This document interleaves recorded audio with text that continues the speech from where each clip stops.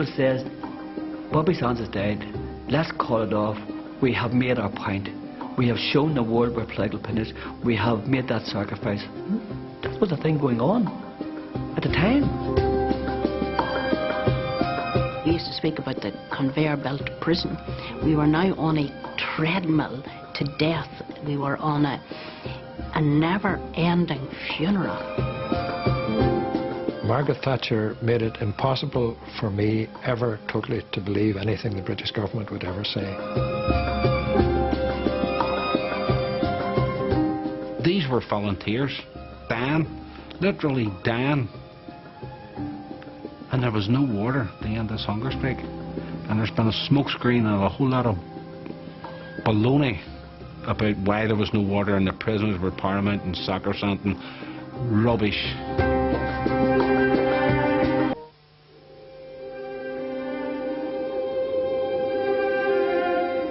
Any human being, particularly anybody with a knowledge of Irish history, was bound to be moved by hunger strike deaths. It's a long and one might say a noble tradition in Irish history. Hunger strikes do arouse feelings, and there was no knowing how far those feelings would run, how high they would run, and there was no knowing how difficult it would be for an Irish government to deal with it. So it was a period of considerable tension.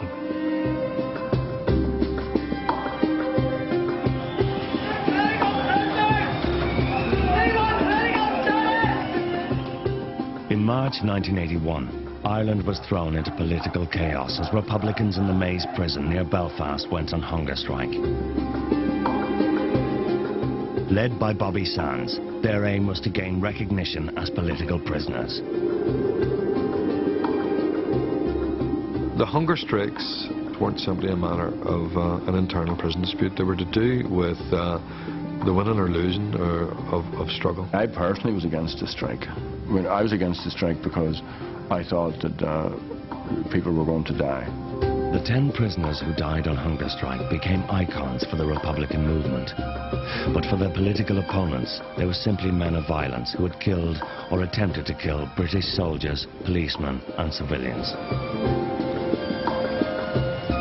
These guys, or their fellow runners, went out, deliberately targeted my brother and 2 colleagues, and they shot them in the back, as is the modus operandi for the provisional IRA. The dynamics were there to almost guarantee disaster. The hunger strike caused chaos on the streets of Belfast and Dublin, and ultimately was to create tensions between prisoners and within the Republican movement itself. Our problem was, the problem in any hunger strike, was when is enough enough? These issues should be debated. What has to be gained now? But nothing more will be gained from one other death. This was totally and completely manipulated by godfathers. People who wouldn't have put their own sons on hunger strike, let me say. They seek to work on the most basic of human emotions, pity, as a means of creating tension and stoking the fires of bitterness and hatred.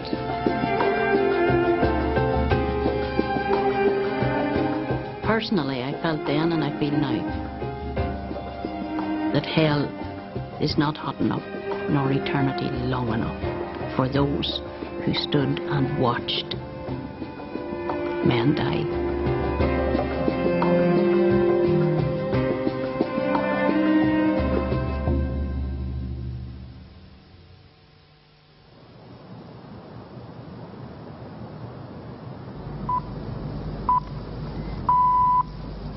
From the BBC Radio Newsroom, this is Brian Perkins with the 8 o'clock news on Saturday, the 2nd of May.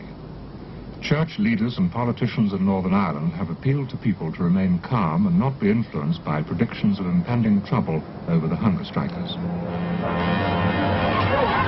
Get on TV! Get on!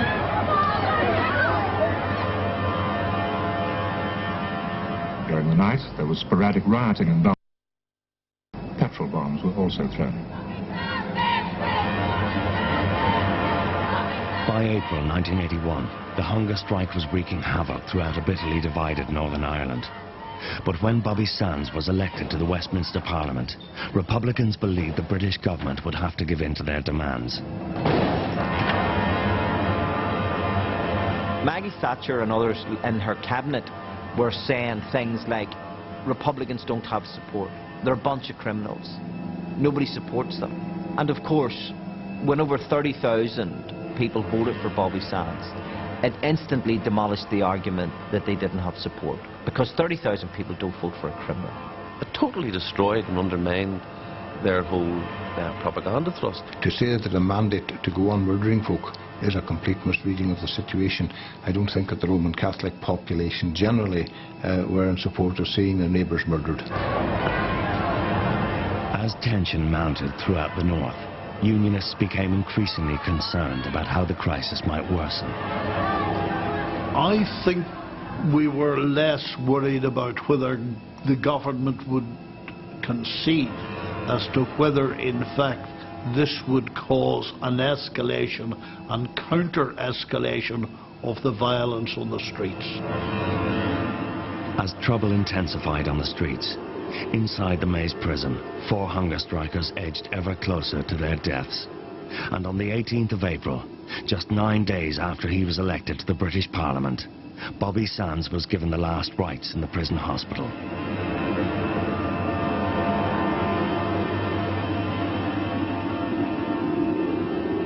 IRA hunger striker Bobby Sands is said to have lapsed into a coma. His mother says he's dying, and she's appealed to people to stay calm and not get involved in any fighting.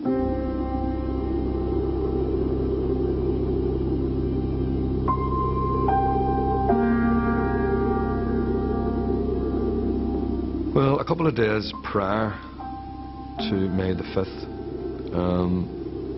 the news reports were talking about him lapsing in and out of coma and his breathing being extremely laboured.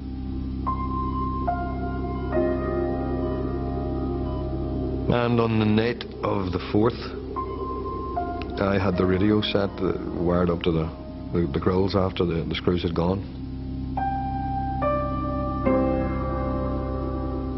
And I listened to the 12 o'clock news, and then I was going to go to bed, and then I listened to the 1 o'clock news. And I went to bed and I thought, no, I'm just going to whatever I can here. The first item on the news at 2 o'clock, and I remember distinctly the journalist David Capper saying that at 1:17 a.m. on May the 5th, Bobby Sands, IRA prisoner, MP, hunger striker, died.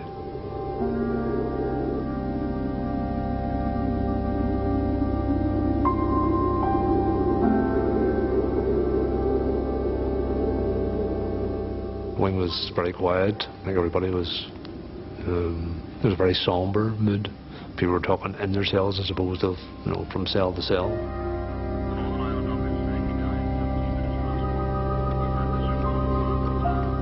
You cut the atmosphere with a knife, because once they knew that this had happened, this has gone all the way. Is this going to keep on going all the way?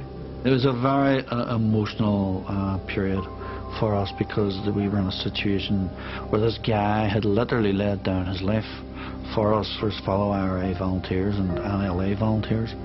And I mean, in our view, the British had killed him.